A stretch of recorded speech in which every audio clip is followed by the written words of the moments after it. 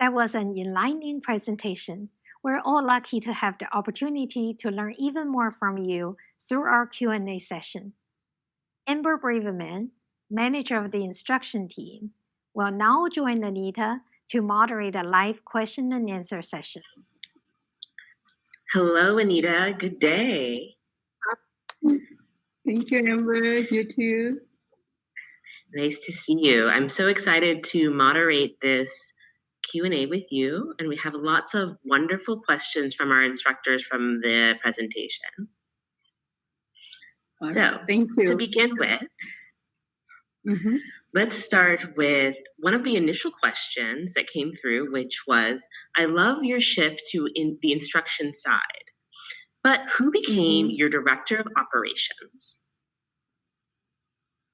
Thank you for that question. I feel like, it was just a shift because I had the realization, but that doesn't really mean that someone else will take that responsibility. It was just the way I set my priorities.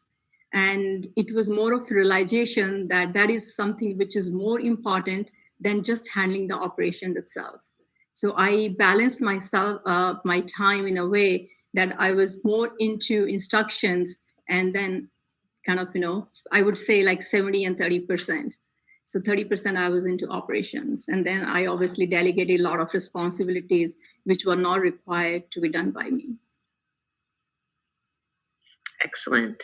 It sounds like you have a strong model of delegation and use of your staff to make that happen. Yeah, that's right. All right. So our next question, I think, revolves around like a thing that we saw throughout the presentation about your level B instruction. So the question is, do all of your level B students do subtraction from left to right? And how do you nurture this skill and enforce it? Yeah, it's, I wouldn't say it's challenging. It's like, from day one, especially for the younger students, it's very easy to nurture because they have no exposure. They don't really know what left to right and right to left means, right? So the way I have them look at the worksheets, preview the worksheets from B11, that this is the whole problem, not really digit by digit. 11 plus 4, not 1 plus 4, and, that one separately. So when they look at the whole problem together, it's very natural that they will write on 15 instead of 5 and 1. So, and slowly that skill kind of builds on to 2 digits, 3 digits, and so on. For the older students, sometimes you may see some questions that why I need to do that because it's much easier for me to do this way, the traditional way. But I always tell them it's both ways are fine, but just give it a try, just to challenge it, challenge yourself. And you will see eventually it's going to help. And then they see the difference and eventually they do it. Great. Excellent. It's good that even with your older students, you're still interested in developing that kind of mental calculation skill with them. Yes. So we had a few questions in the chat about Julie's father. Oh, gosh. So we know, I know that you and I have discussed him quite at length throughout our time working together.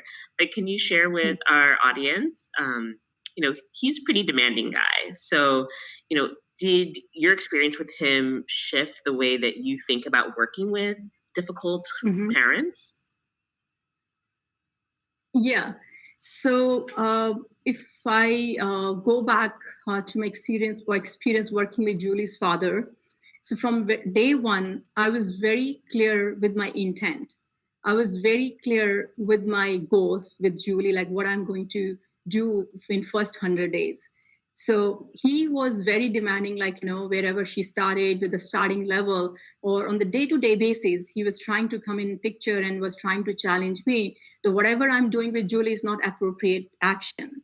You saw that in the chat also. But I never gave up because I was clear with my intent and direction that I am the right track.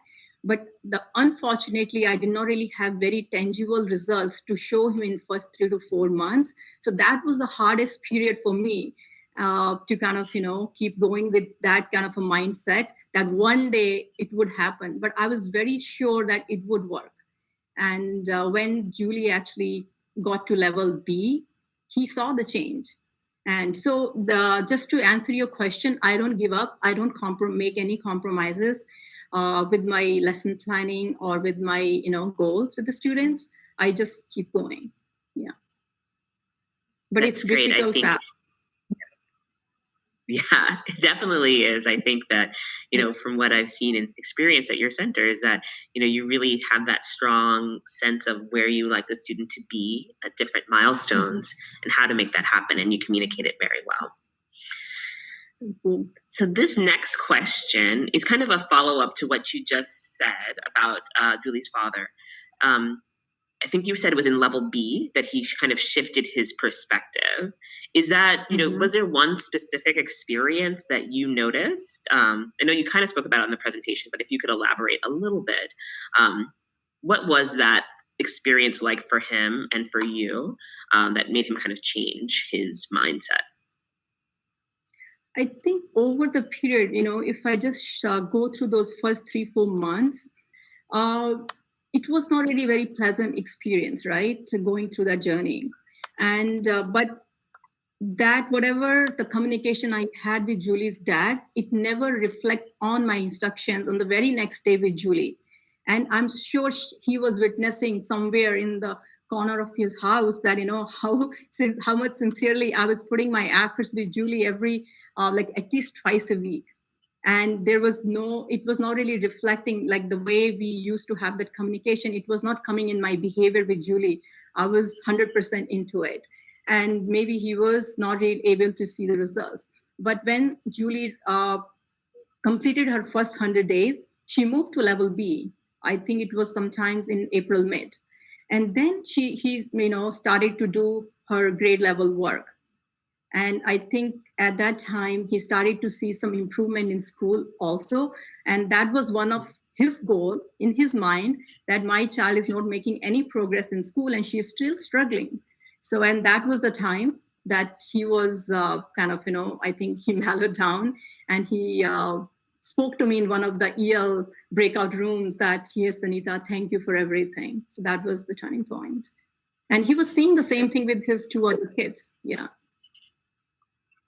That's great. I think that, one of the things I'm seeing or thinking about is that, your ability to think about the strong start and give her that daily routine and establish that strong routine with her allowed her to achieve some of the skills of level B very well and actually move into level B doing 10 pages.